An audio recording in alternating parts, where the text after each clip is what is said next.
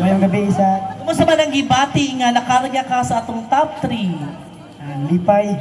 Wow, nalipay. Ready na ba ka muhatag sa imong final answer? Ready. Ready. Okay. Your question stated like this. Isip lumulupyo sa barangay Doña Andrea.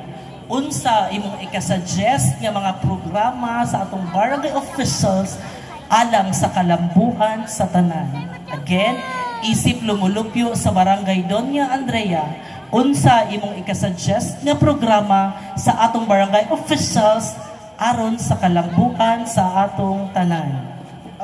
Isip manalupyo sa barangay Doña Andrea, ang ako orang ikasuggest kay programang kalinisan and livelihood and health program para sa atong kalambuan o para sa atong tanan. That's all. Thank you.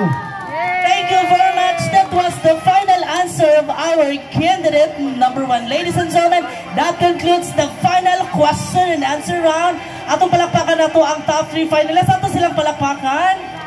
Okay, requesting our top 3 finalists to please to take your graceful exit and rest for a while.